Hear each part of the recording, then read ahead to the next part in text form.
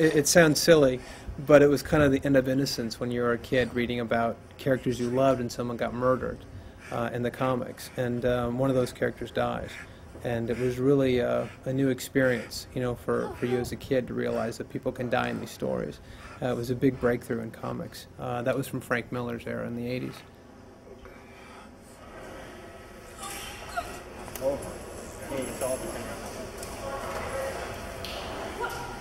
I can't hear you, Jeff. I need to be able to hear you. This was not a big green screen movie. The budget put us in a position where we had to get as much as possible in camera. So we did a lot of wire work out on location. And that kept us from doing more visual effects than we might otherwise have probably liked to do. There are only a few occasions in the movie where Daredevil's leaping around and jumping around, where green screens were necessary.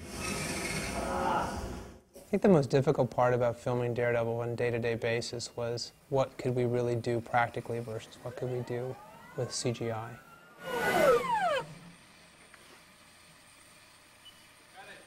When I started out, I wanted to have everything as realistic as possible. So that was always where we started from. So the wire work for a lot of what Daredevil does, I didn't want to have it to be Hong Kong style in that it's people bouncing on bamboo leaves and stuff. You know, it was never meant to be that. It was more supposed to be a wire assist, just to do some extraordinary things, but still have the laws of physics, you know, prevail. As great, as amazing as our wire team was, as amazing as the master was, and as amazing as Jeff Amata can be, it was just some things that we couldn't do, and that was really frustrating. So we actually found that by keeping things real with the wire work, we were actually servicing the story better and making it more real by using CGI. Wire work will eat up your shooting night. It can be so frustrating. And you do take after take after take, and you'll watch, in our case, not the sun go down, but the sun come up, and you realize you're running out of valuable time. We had one shot where Daredevil did a huge leap from one building to another. It was a very dangerous stunt. And rather than jumping like this, because of the nature of the wire work, he did this slide from one building to another, which is very unnatural. Of course, he would have just plummeted. That was one that we tried over and over and over for a couple nights in a row. And at the end, we never used it. We ended up using a CG character. And that, to me, was a big eye-opener. As great as wire work is, it has its limitations. And you have to know what they are, because it will really, really cost you. 3, 2, 1, go!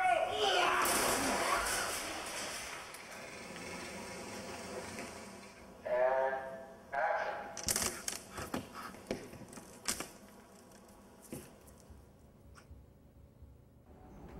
Everything's been on a freight train for February 14th, and so any additional photography's got to be done soon before it gets too cold for New York.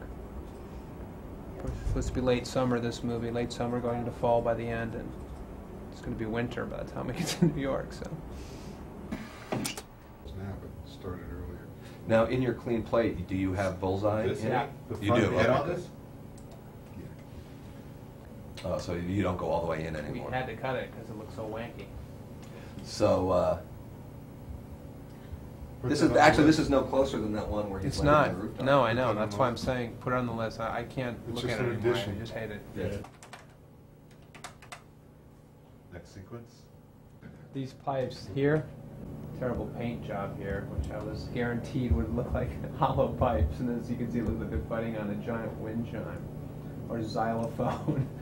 I mean, how hard would it be to put black in the center of those pipes? How many shots are like this? Not that many. This is when you can really tell that those are solid. They were solid for the stuntmen so that they wouldn't get injured, but now you can tell that they're solid pipes, that they're not pipe organ. I mean, I know how to do it. It just is what it will cost us. Yeah, there's one. You never really know what you have until you sit down, you watch it all, and you realize finally what you really didn't need and what you still do need. It's always sobering.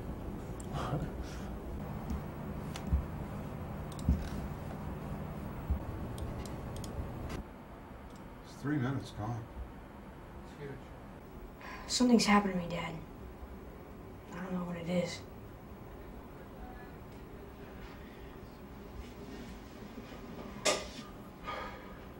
I'm sorry, Maddie. I'm so sorry.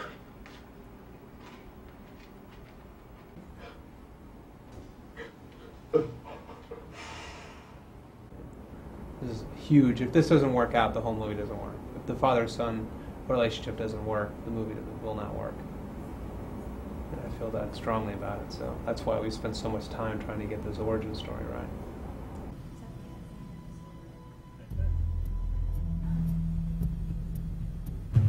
We gotta get one of these things. Do we have a Psy at the office? They're in New York now. Can we request one? I requested to keep one. I was told no. Just tell him I really need a Psy. Tell him I'm having emotional problems with these two Psy shots, and Rich needs a Psy for his Halloween costume. we have a photoreal look to this movie, unlike some others. So we don't get away with anything. That's a challenge.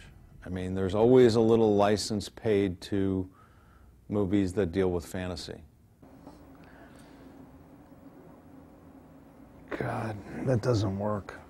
If you watch how it animates now, it almost looks like he's seeing it. It also looks like he's looking up at it.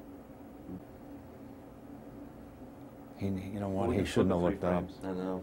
It would have been great if he was just looking right at camera the whole time. Yep. All right, let's do a CG head replacement.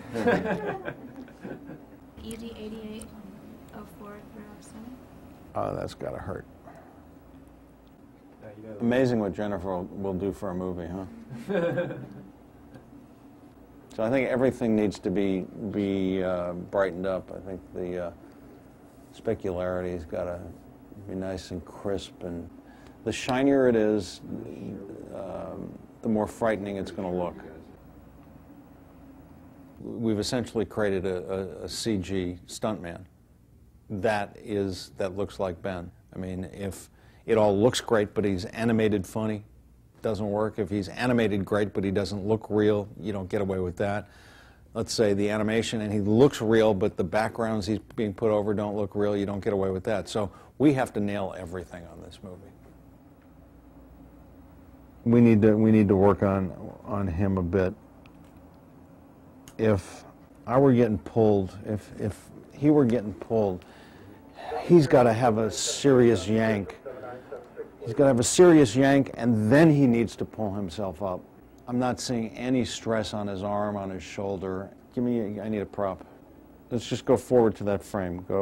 Just go frame by frame. If this were to be real and it was actually locked into the fan, the first thing that would happen, he would have no control of it. He's not that strong.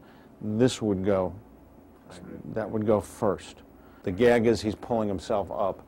So we have to sell that first. In 4 frames, there's no way he'd have control of his body. So we're sort of jonesing the joke here.